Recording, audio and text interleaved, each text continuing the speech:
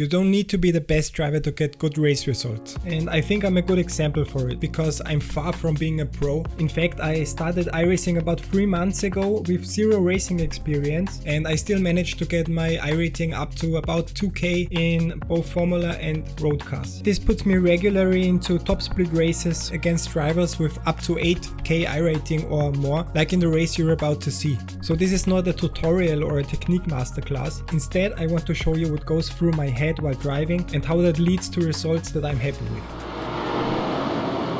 And today I'll take you through my 4th ever GT4 race at the Indianapolis road course, where I qualified P14, which is not too bad because, as you know, chances are a lot of stuff will happen in this race.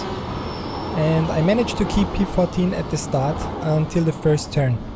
With all the traffic and the outside line, I really like being extra passive and would rather leave too much space than too little. As you see in a high split race, this gets punished very quickly. By turn 3 I already lost 2 positions, but that's okay right now, it's more about surviving than anything else. Not like this guy who is heading for the sidewall with a lot of speed, which gives us 1 position back to P15. As we are heading towards turn 7, almost free wide, I should have backed up a little and stayed on the racing line, which would have given me a better exit and maybe a position, but I drove this strange line and instead gave the Mustang the gap to overtake. I almost managed to defend, but the car spinning here took my attention. Still, it's fine, we lost and gained a position at the same time. I managed to stay behind the Mustang until lap 2, turn 10, where I get a pretty good exit, so I take the chance and overtake on the inside. And as you see, I'm way faster, so I stay on the inside line to take my chance on the Porsche as well. But he pulls an almost clean switchback and takes it right back. That's okay, because I have the feeling that I have the same pace as him, and now I have the slipstream as well, so maybe I can finish the overtake on turn 1. And he of course notices me and goes straight for the inside line, which I'm actually happy about, because that means I can outbrake him on the outside line, which works pretty well for me at turn 1 on this track. And as you can see, it does here as well. He brakes early, I still leave a little bit of space for him, because you know, better safe than sorry, and the overtake is done. But this guy wants his position back so bad.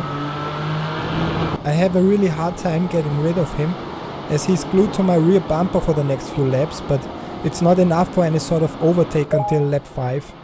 That's where we close the gap to the next car, but I still have to focus on the Porsche behind.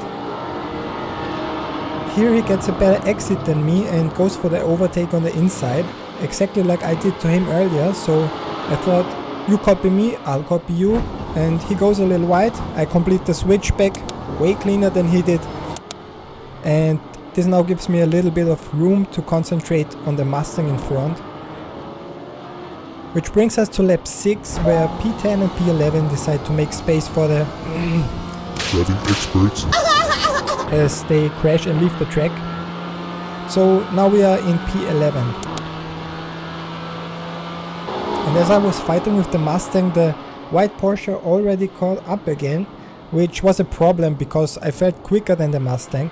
So I had to overtake him to make the Porsche his problem and not mine anymore, which would then give me a bigger gap to the Porsche. So I don't waste any time, and going into lap 7 I again go for my beloved turn 1 outbraking on the racing line, which works great as the Mustang backs out of the fight and gives me P10, and I finally get rid of the Porsche. Are you sure about that? But of course the Porsche overtook the Mustang in lap 7 as well, and I couldn't really lose him, but the gap was too big by now for me to get overtaken by him, at least if I kept the race clean enough. At the end of lap 8 another 2 cars go off track, and as I go by the first one I try to keep the speed up for the second overtake on the straight. He stays inside, and by now, approaching turn 1, you probably know what I'm about to try. But this time it does not work as I hoped. He brakes perfectly, so I have to go wide and give him the position, but the red-yellow car comes to a full stop, giving us P8 anyway. And what happens next is just stupid. It's a pure skill issue and should really not happen in a high split race, I know that. I'm really trying hard to avoid incidents like this, and I think I proved that a few times in this race, so I hope the racing gods are not too angry with me. But as we approach turn 7, I look at my mirror and I see, of course, the white Porsche again, so he pulled the classic fake dive to the inside and it just threw me off. Something a more experienced driver should never fall for. And I didn't brake early enough and had this strange inside line, so I completely crashed into this guy, ruining his race. He ends up P19, losing 44 iRating and 0.14 safety rating. I'm really sorry about that. He even apologized after the crash, which makes no sense because it was 100% my fault. It even looks intentional, so yeah. The last weeks I really worked hard on driving less aggressive and avoiding incidents, so I take this as a lesson and try to do better next time. Yeah. So now we are back in P12 and for me the goal now is to finish in the top 10. And we jump to lap 11 where P7 goes flying off track. And look who it is. I guess after pulling his move on me, he didn't care about the rest of his race, so now we are in P11 and I only need one overtake to get to the top 10, which would honestly fulfill my life's purposes at this point. So we're driving this 5-car train till lap 12, where all 4 cars start fighting, and I just wait for an opportunity. And sure enough, I get it. As they go 3 wide into turn 7, car 21 jumps straight into the side of the Mustang, causing him to spin and giving me and the guy who caused the incident 3 overtakes. So now we are back in P10 and it's just about not giving back the position. Going into lap 13, car number 4 goes for the inside overtake in turn 1. I try to stick my tip in too, but car 21 says no, just the tip does not count and stays in front.